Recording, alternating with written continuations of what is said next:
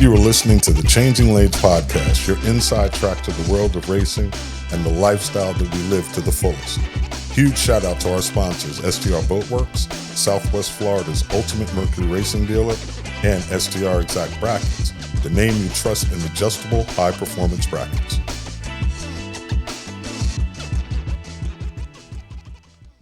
We finished recording this episode on January 25th, 2025. On January 30th, 2025 at 8:48 p.m., an offshore legend, amazing father, and loving husband took the checkered flag here with us and started his heavenly race. While Joey's contributions to the offshore world will be remembered for generations, it's the impact he had on those of us lucky enough to know him that will last forever. As we say goodbye to Joey, we find comfort in knowing that his legacy will continue. His influence will live on through his beautiful wife, Debbie, and incredible son, Nick.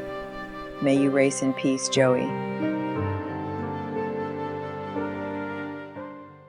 Welcome to Changing Lanes. I love the big voice of Randall, huh?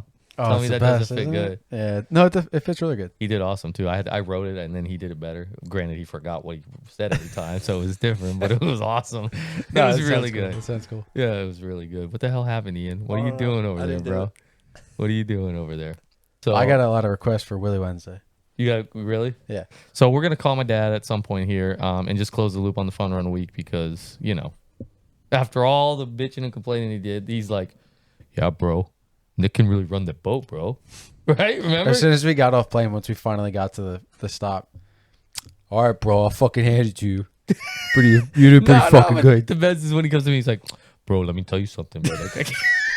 That guy can really run the fucking boat." I'm like, "For real? Breaking news." Meanwhile, I got he's got the suicide knob on that thing. Yeah. Okay. I know so he does. it's grabbing my life jacket every time it would make a rotation or whatever. So I'm like trying to undo it was a mess. To let people into that day too, it was hilarious as I'm running because I was in my 44 with a couple of who did I have it? I had John. Oh, and my daughter Isabella and her boyfriend. What's her boyfriend's name this time? We're on number 4. Justin. You're a dick. Sorry. Well, I mean, you know what I'm saying? Look, I am whatever. Anyways, every boyfriend's had a J for first name. Isn't that weird? Flavia's gonna kill you for that. Isn't that weird? Isabella's gonna be mad. Isn't that weird though? It's weird. Anyways, what was I saying? Oh yeah. So it's perfectly fine. So no, I would get random texts during the first couple hours from you, like just this is the way the cookie bounces or whatever it was. What was quotes. it? Yeah, it was the quotes as he was talking. I got because we're getting on plane and so we left your house. Left here what? 9 in the morning. Yeah, 9 o'clock in the morning. Yeah, 9 in the morning because So for fuel and it's everything. me driving, him in the passenger seat, my girl and my buddy Tom in the back. Fucking and Tom. The whole time. So there's a small windscreen, not a windshield, a screen on the boat. I'm afraid things are gonna come off and decapitate you. It's got like these little screws going. Sorry, no, it's a great boat. My bad. Go ahead. Listen, so the whole time he's sitting there just talking, right? Oh, he doesn't stop. He doesn't stop, and he's hitting me as hard as he can. That's my dad. And my wife all the time. She's like, "Bro, you got to put that, honey. Please put him on your side because." See, I didn't even need a throttle because every time he hit my arm, the throttle come back. He goes, "No, bro." Then, bro. So we're running along. Here's long, hip hopping around down the river. And we're going on the road. I was watching you hop by. Yeah, it was good. So, and he's hit me. He's like, bro, when you guys fucking called me for that podcast, I got caught with my fucking pants down. That's what you text me. So immediately I'm like, oh, Willie with his pants down. That's not a good sign. I got caught with my pants down. It's a classic Willie one right there. And, he's just telling me how it was funny. He loved it and he wants to do it again. But he wants a heads up because every time we talk on the phone, hey, is there any microphones in the background? Yeah, I know. Is this on? But then he forgets. Like a week and a half later, he was like, well, no, he goes, well, I just got to watch what I say. I go, now you got to watch what you say. Yeah, for a week, he's like, am I being recorded, bro? I'm like, no, you're not being recorded. You're good. So, but he forgets, just like Life 360, he forgot already. So the best one of the day was, though, because we made fun of him Bluetooth on the first episode, the best text you sent me all day was on the way home. You're like, Bluetooth is not the fucking problem. There's only one speaker in this fucking boat that works. So that was the best thing I heard all day. But what I figured out was that not only was there's only one speaker working in the boat, but it's the only one that does work is directly next to his fucking head. So to him, The music's loud as fuck. Everybody can hear it. Yeah. But in reality, it's just him in his own fucking world. And this was directly, hold on, that was at the end of the day. In the beginning of the day when we got to the run, you jackhammered the fuck out of the start. You had you had Key West. So you had Key West fucking flashbacks. You got thrown out in Key West with everybody, including Montlake. Well, the whole fucking 450 field got thrown out. I was announcing the race. I thought it was a great start. And there goes the 308 skater on the outside. And I look right and I look left and I go, well, it only takes one. Yeah, put it on the dash and there we go. So, anyways, all right. So should we just close the loop and call Willie right now and finish this and put it to bed and put it to bed for now? Should we do that? Yeah. What did he think about all this? It is time. Everyone's favorite politically incorrect dad, a man that uses bro more times in a conversation than the. A man that says it was perfectly fine right before it was completely destroyed. Let's call Willie T and get his take.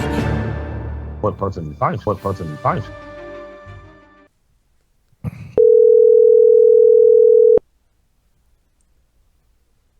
This is always a 50-50 proposition. He's waking up on the. Hey, this is Willie. Sorry I can't take it. What's up? Oh, caught it. What's going on, dude? Nah, not much. What's going on? Oh, not too much. What you watching? I hear something in the background. No, I had the news on. I was putting chlorine in the pool.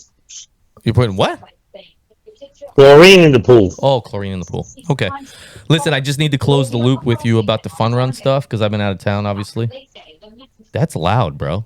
About the what? About the fun run stuff. I need to close the loop with you. Like, What happened? what do you mean what happened? Before, last time, you were all bent out of shape because I wanted Nick to run the boat with you, and you thought I was an asshole for that. And then, and then you run the boat. Hold on. Are you on that crossing lanes deal? Yeah, right. You gotta change the name of the whole fucking thing now. Yeah. You're on the changing lanes. I can tell. Yeah, we're on changing lanes. Okay, so I gotta be very careful what I say now. Yeah, be careful. Okay. What person you find? Okay, so what? Go ahead, talk to me. That's my question. You were all bent out of shape. This ain't gonna be a long thing. You were all bent out of shape because I wanted Nick to run the boat with you, and then we get to the lunch stop, and you pull me aside, and you're like, "Yo, bro, like you can really run the fucking boat, bro." So, like, was it the correct thing or was it not? Because I heard you now after talking to Nick. We had a little recap. It was correct. He did a wonderful job. No, he did great. I gotta say. Okay, because he also told me you were a little nervous before the start with all the boats, and they were all big boats, and blah blah blah. I was not. He's right here. Is that not true, Nick? I know. He's actually the one who said, "Fuck that! I'm leaving right now. We're gonna get out of. We're gonna take off before everybody else takes off." He jackhammered the hell out of that start. Yeah, I'm telling you. Once we heard the helicopter, he said, "Let's get the hell out of here. Let's go." They were gonna catch us anyway. All right. Yeah, absolutely. All right. So, and then what was your overall take? What was your overall Willie take on the entire day and fun run and event? It was great. How we do it over here? I was very impressed. I mean, everybody there was great. Everybody helping each other. The turnout was amazing. How does it compare to your Miami runs? Is it better? Oh, not even close. What do you mean? Nothing. Not even close. But what do you mean? You gotta be descriptive here. Like, what do you mean? Not even close. How is it not even close? No, it was freaking awesome. I mean, when I say not even close, Miami doesn't have nothing on them. Cool. And we raised a bunch of money.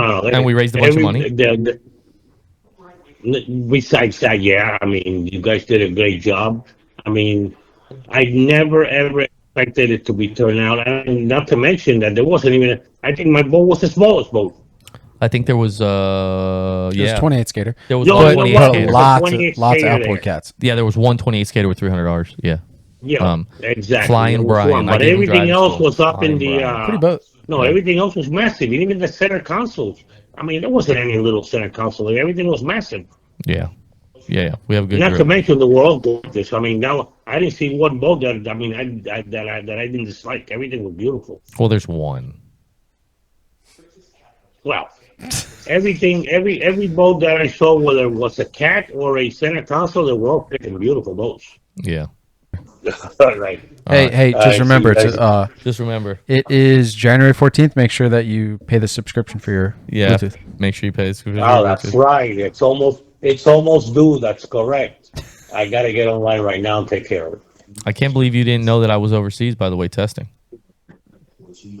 I know you were there. Oh, you did? Yeah, I saw other than the videos that they posted, but I knew you were there. Oh, okay. How fast did I go on live? I knew you left. I believe it. I knew you. Remember, every time you walk out of the damn house, I get the beep. Yeah, you have it notifying you when I leave and go to the house? Perfect. What part 75? Telling you, man. I saw that when you were on a plane. Next thing I know, you're sitting over there in Abu Dhabi somewhere. Dubai. We're Dubai now. Well, yeah, but how far is Dubai from Abu Dhabi? About an hour. Okay. That's what you mean, okay? Like, dude, But you're you only... fly, don't you fly into Sharjah?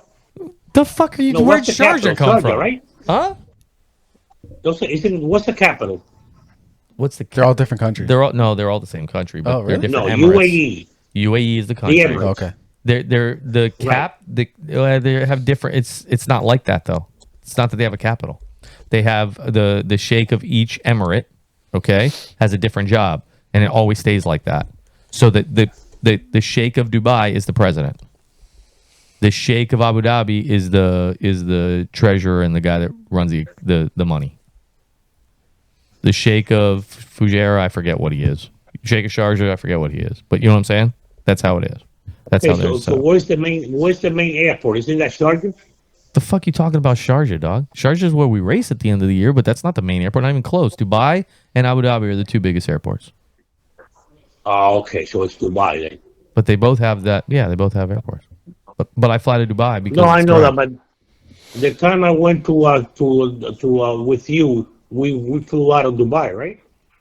I don't remember. I just know that you've never seen me race properly there. That's what I know. I know that you've been too busy. I took you that later. Have a magical night. Bye, Willie. Pay the subscription. Bye. All right, so Shaun, you and I do a lot together. We spend a lot of time together. I know that you felt pretty content when you retired from Formula One. Yeah. All right, you were pretty good with the decision you made. Your family was all in one direction. You made a decision to try it again. Yeah. What's the thought process behind that for you? Well, I would say that first of all, I was content with my career for sure. I was content with the things that I accomplished, both as a team and with and personally in Formula And I think One. that's important when you retire. You got to be content with your career as a whole. Yeah, I mean, I wanted to be a world champion. I was a 3-time world champion, won races and a bunch of poles and all that stuff, and all that was good. Like that, I was fine with never being able to race that again. But I wasn't. I mean, truth be told, and we talked about it, I wasn't fine with the last time me being on a Formula One race course is taking off on a stretcher. Like that's no way to end. Yeah, I get it. I get that, but it's not like it was your only crash. No, but what I'm saying is I don't expect a storybook ending. Like I'm not saying that I have to have a storybook ending to finish. None of that stuff. I mean, truth be told, the year before when I won the championship in 22, I considered retirement then just because I'd won the championship again and maybe I could just step away. Yeah, I remember we were speaking about that a little bit. And And then I decided to go back. yeah. So, I just didn't want that to be my last one if that was the case. But honestly, I had nothing going on. Like I wasn't actively trying to get back to Formula One. You know that. We were just doing our thing, and I was Yeah, pretty and you content. weren't even working as like consultant for other teams or anything. It was all or nothing. And I know that's where you are. Well, yeah, all or nothing for sure, and just because of the time constraints to go over there. But I guess that I say all the time this, I have to work really, really hard at things to just be decent at them. Whether that be a wife, whether that be a husband, I should say, with my wife, or to be a father. or to be a good leader in our business. Well, I think that's your all or nothing mentality. Yeah, but I have to work really hard just to what I consider just to be decent. And Formula One or a tunnel boat is the only thing that I feel like I was kind of put here to do. Like I felt like I could just do it. Yeah. Now to get where I got to, I had to really, really invest a lot of Of course, time. it's not like there's no work at all. But then, a couple times in my career, both when guitar stopped. The first time I thought my career might have been over without achieving what I wanted to achieve, and then this time when I just couldn't physically get back in the boat, I realized that that's not really the case. I mean, the reality is I'm just a man. I'm just a human being trying to make my way through the world, trying to figure out what I need to do, try to be the best father, best husband I can be, try to empower the people around me like you so that we can all move through life in a positive way. Because, I mean, there's times that you don't know what the hell's going on. I tell you all the time, Nick, I want you to be at 30 where I was at 40. The reason I say that is because at 30, I was a fucking loser. Period. That's how I felt. Okay. I had no relationship with my mother or father. Okay. I had a wife and a daughter and barely means to pay for our mortgage and our bills. And somehow I decided to go racing overseas because it's something that I had always wanted to do and I knew I was good at it. So that's why Formula One's very personal to me. It's kind of just what makes me go. It changed my life. It gave me a reason. That's a good point, though. How much were you racing when you took the leap to go overseas and start Formula One H2O? Like, you just said that there wasn't a whole lot going on financially wise in your life. You were kind of unsettled, it sounds like. How much were you racing here? But like at that year, those couple years leading up to Formula One. I had a champ boat ride, which is the version of Formula One here in the U.S. And it was an okay ride. I wasn't making big money. I mean, I was making a little bit of money. I wasn't paying to race, obviously. Won races, did all that stuff. But I remember laying in bed with my wife in a house that we couldn't afford. We were barely making ends meet. And laying in bed watching the last race in Sharjah in 2010 and going, I don't know how we're going to do it, but I'm going to be at the first race next year. I'm going to be in a boat there next year. And that's how it started. That's cool. See, I never heard that story. Yeah. That's so, cool. But that's kind of life and the way that I do things. And you've seen that when we go around, we say it all the time. How many times did I tell you we're going to be a Mercury racing dealer and you said we aren't? That's not going to happen. I just didn't understand why it would work for us. So, but that's what I mean. So I just kind of speak it into existence, say this is what we're going to do, and then that's a goal, and then you put it down on paper, and then that's a plan, and then once you have it on paper and you're executing that plan, that now you have a process and a way to get there. You have a roadmap to get there. So it was the same thing for Formula One. I tried to figure out how to get there. I had no reason to go though. Like it was, looking back on it now, it was really stupid. I mean, it was a dumb decision. I had, like I said, no money. I had a sponsor, Dave Holly, Peters and May, which thank you, Dave. And he was Peters and May. Now he has his own company. They gave me $60,000 to go over there and race. I spent way more than that. No, honestly, I disagree. Fuck that. It's a stupid decision. It was a dumb decision. No, absolutely. Because if you just said you feel like you were put here, and that was your niche, you felt like you were properly equipped to do that job, and why would it be a dumb decision to go over there and do that? It's a dumb decision for this reason, because, and I believe this one, and it's very few, I'm not a big Bible guy, like I don't read the Bible or anything, but I just heard this verse and it's very important to me because it's true. I mean, you may not know, but later you will understand. And that's my life. So, dumb decision. I was 16 years old, 17 years old, something like that. And I don't dance. Right? You know Neither that. do I. Right. I try, but I can't. I don't dance. No, I don't even try. I don't like that. It's just not my thing. I don't like it. And I'm at a party in high school and I see Flavia, and for some reason I go and dance with her. I don't understand why. It's the only time I've danced in my life. And 30 years later, we're still together. Was that a dumb decision? At the time it was. Yeah. Because you may not know now, but later you will understand. Yeah. Okay? Never danced again, by the way. Not even once. at our wedding. Really? We didn't even have a DJ or nothing. Never. She gets on me all the time about it. Another decision that necessarily wasn't dumb at the time, but it wasn't what I would normally do. I asked you to come work for me. I didn't. You said you couldn't. I didn't realize how young you were, honestly. I thought you were in your mid-20s. You were only 18 years old or 17 years old or something crazy like that. Well, how old were you? You were like 18, right? So I started... you started here when you were 20. Yes. So it must have been 18. Yeah, you were 18. Yeah. And then a year goes by, and then we see each other again at a boat show, hanging out at an MTI booth, and then we go to lunch, and I ask you again. And this time I take all the roadblocks out, and I say, I got a place for you to live. I got a car for you.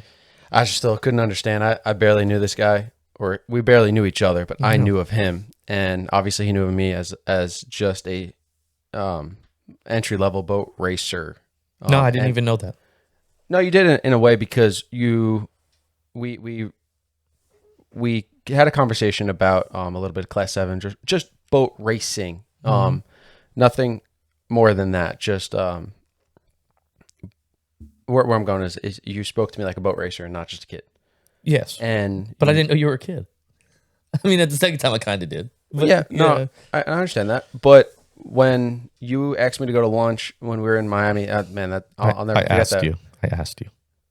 I didn't ask you. I asked you. Listen, nobody else gets on that for me but you. Okay. Everybody says I lost my New York accent, but that's the only thing I got still. So bottom line is I asked you twice to come down here. I never asked anybody twice to come down here. Yeah. Even the kid that's behind the camera right now, Bobby.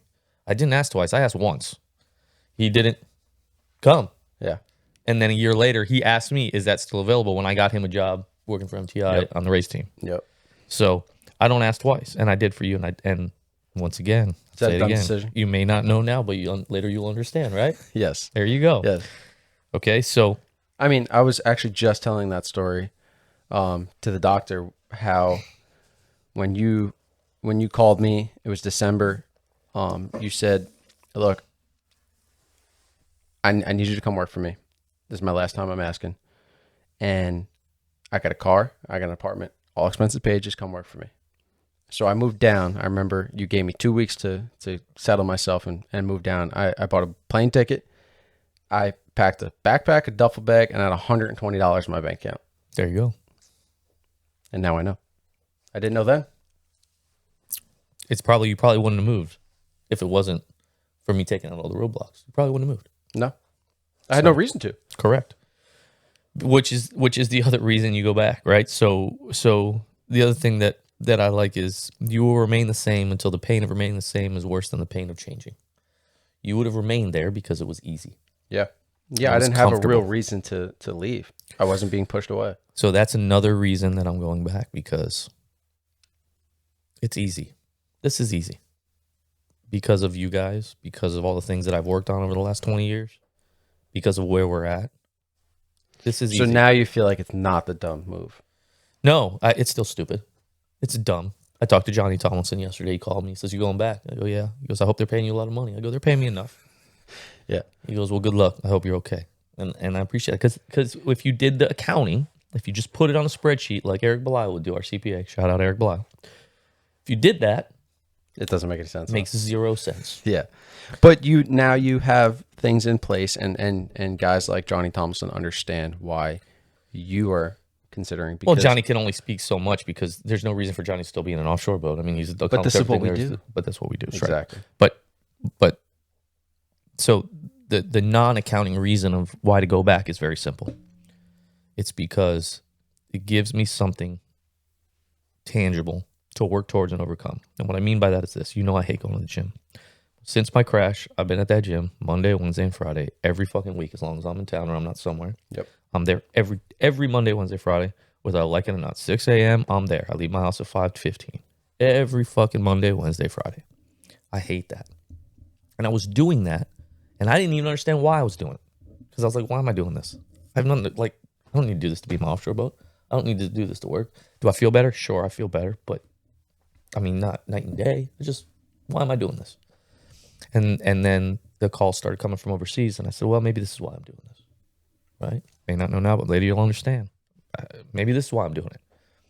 So no, that's cool though. That you were working on something that you really didn't even know why you're working on something. I didn't know why. In the back of I guess maybe in the back of my mind or in my heart, maybe I did, but I didn't know. It was subconscious for sure. So but that also goes back to just being more positive every day, bettering yourself one way or another, 1% better than yesterday. Well, yeah, but and we're big on that here, especially in our little team that we built here. We're big on just making sure that each of us grows. That's right. How did we improve yesterday? Oh, we learned how to pronounce Ray's last name, which is Brazier. Ray Brazier. Not Brazier. Brasher. Brazier. Because I said it wrong in the How to Live episode. So those are the reasons that And he got 1% better as well. Oh, did he? Oh. Yes. He learned how to pronounce Jordan Hart's last name. Oh, that's right. He did because he said Jordan Hunt. Sorry, Jordan. Yeah. So, anyways. So, that's the reason I'm going back is because it's something that I love doing. And it's a big, it's a really big challenge. You know, the things I overcame the first time were way more difficult than what I'm overcoming now. Let's be honest. I mean, what I'm overcoming now is. But you don't know that. Let's be honest. You don't know that. Why? Because you don't know what's coming. You don't know what you're up against. No, I'm just saying personally.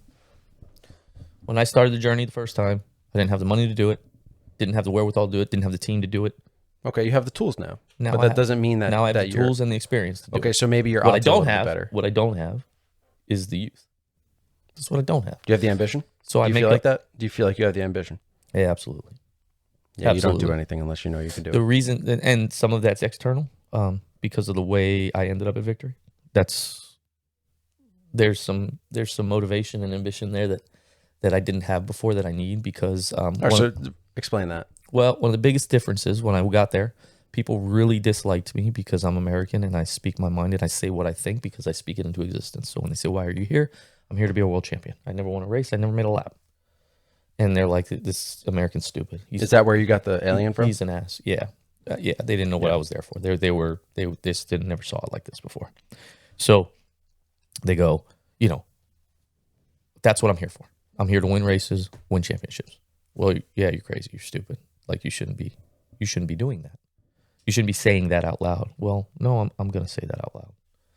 Then when you win the world championship, then the second and the third, now everybody's kissing your ass. And those same people that said you were stupid and you could never do this, they're all kissing your ass. And that's a weird world to live in. When you came up the way I did, where you have a father that said the last thing we said to each other for 10 years was, or he said to me for 10 years that we didn't talk was, "You'll never be nothing without me. Never be anything without me. Nothing." So that was my motivation at first. Yeah. And then, so now you have people kissing your ass. It's weird. That is weird. It's strange. It's and so what happened? Did you befriend some of those people?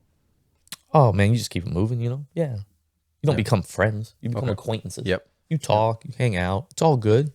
But Yeah, I know. You know how it is. They're all there when you're doing well. And when you screw up, you're the worst person on earth because we all screw up. So anyways, what happened and how I ended up at Victory is because, well, some people didn't think I was still valuable.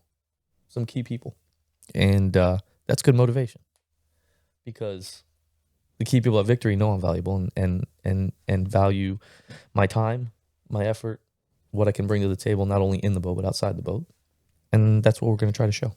Now, that is a little similar to why the reason you had motivation before was whether with your dad or with some other people from your past, you felt like you weren't valuable there, or they felt like you weren't valuable there, and you knew what you had. Well, I told you I felt like I was a loser, but at the same time, I knew what I was capable of in that little small thing. Right. That little small thing meaning driving a Formula One boat. But then what I realized after that, because of all those struggles and all those things I went through, is that no, it wasn't a small thing. My value is large. My value is big in our world or in my world because I'm a good father, I'm a good husband, and I have a way to be able to put things together and understand things so that I can help people like you move forward and move up. So that's really, so when it comes to it, yes, am I valuable? Yes, I absolutely am valuable. Am I a loser? No, I'm not. And I wasn't a loser then. I just didn't understand why, because I measured myself by my bank account and what I had accomplished. And really, like I tell you all the time, just because I have 3 world championships, I'm the same human that I was before. Yes. Am 100%. I better in certain ways? For sure. Do I understand things better? Absolutely. Do I handle things better? 100%. But I'm still the same guy. Yep. Still me. Yep. It was all in there. Whether I choose to show it or not, it was all in there. Of course. But your tools change as you grow older. The way you equip yourself, the way I guess anybody in the sport grows from the bottom to the top. Or not just this sport. Well, I would say, yeah, at times, yeah. I mean, it just kind of depends what your struggle is and what it is, you know? Some people come in and they have everything that they need to succeed, and they succeed early, and then they have a whole bunch of success, and then they screw it up. Yep. That happens. It happens too. It does. So that's why I'm going back to Formula One. Just the experience itself of going for championships, just you should be enjoying that. Yeah. Not angst and, you know, how do you get through this and trying to win? Because, yeah, winning is important. It's what I'm there to do. I want to win. I wouldn't leave. Yeah, if of course, I it's wanna your win. job, but I want to win. But the way I act that week leading up to it is not going to have any effect on that. Me being anxious about what's going to happen in the race ain't going to affect the doesn't race change it. in a positive way for sure. It's not going to change. So just enjoy it. Fucking go through it. And that's what I try to do with my young teammate there at Victory now is Wexstrom, who I'm training as well as Fahim. But, you know, when they announced him, because they announced him as the next driver, the driver before me, and then they put me on New Year's Eve. And the day that they were announcing him, I had to text him. I texted him because I said, I can't say anything on a public forum. So I texted him, I said, hey, do your best to enjoy today. It'll be really cool for you. Don't forget these days. yes. Because I do. I don't remember those. I just remember it was just a means to an end, you know? Yeah. So just try to enjoy these days because you're not going to have many of these for sure. I went over to sign my contract and to do media stuff quietly because they didn't want anybody to know. So they had the case guys sign NDAs and all this stuff. And so they had to get us in the paddock because Case, who is doing the driver intros for next year, or for this year now, had this tent set up with this cool camera. Wait, so you went over to Dubai to physically sign the contract, Physically sign the contract and take pictures with the sheikh. but it so happened to be the weekend of a race. It was the week before the race. It was the week of Sharjah last year, Right. championship week. Right. So, long story short, they got to get us in the paddock on a Thursday night at 7:00. How far is the facility or the team facility from the race? No traffic, 30 minutes. That night, 2 hours. Okay. It was just the time of day. Yeah. So I'm like telling Ahmed, our team manager, I'm like, there ain't no way. I said, there's no way we're going to get in that paddock without someone seeing me. It's just not going to happen. Yeah. We aren't even going to get on the street without someone seeing me there. Because there, Yeah. it's And weird. why would you be there? It's weird, but there, and especially when there's a race going on there and the people around, I'm way more recognizable than the United States. I can walk around anywhere here. It doesn't matter. But there, no, it's not like that. So, It's so large over there. yeah. So it was just no way. And he's like, no, we're going to do it. So they send they send a car for me and Alec to take us from the hotel to the race, which is, like I said, about 2 hours because of traffic. Right. Because we're in Dubai. Yeah. And it was like a SUV and fairly new, but for some reason the damn dome light wouldn't turn off. So it was like we were on TV. It was like we were lit up. So now it's even worse. Yeah. And Right. there's no tents over there. No, well, there is, but not on this car. Yeah. So I'm like, I don't know how we're gonna do this, Ahmed. So we parked 2 blocks away, It's just you two in the car? and the driver. Ahmed, it's me and Alec Westrom, and then the driver. Yeah. We parked 2 blocks away. Ahmed pulls up in another car, gets out, hands us 2 driving suits and 2 helmets. We get dressed in the street there, on 2 streets away, and we get back in the car. So we look like 2 stigs. I'm actually wearing. So you made a pit stop. Yep, I'm actually wearing Stark's helmet. I'm wearing someone's driving suit. I don't even know shit. whose. I don't even know whose. Yeah. He's wearing a driving suit, and he had his helmet.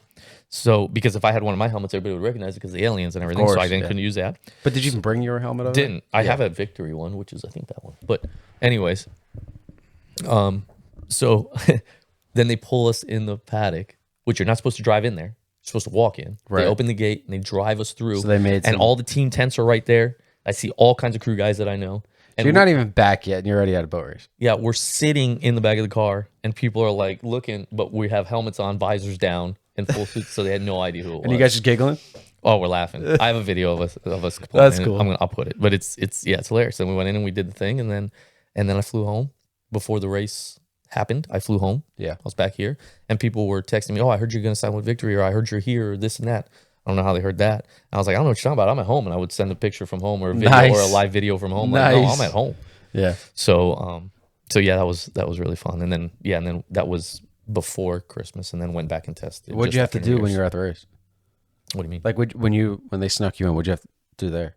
Oh, that's what so when they did the announcement, there's this video like with these crazy lights and stuff, and you're standing there and the light comes on. Oh, like the driver all that profile stuff? Yeah, so the driver, it's going to be, they did like a whole bunch of different shots, so it's going to be like the driver introductions on the F1 broadcast. That's the cool. same way they do for F1 cars. It's the same thing. Yep. Same Yeah, thing. talking about. That's cool. Yeah. So we're back. We're back.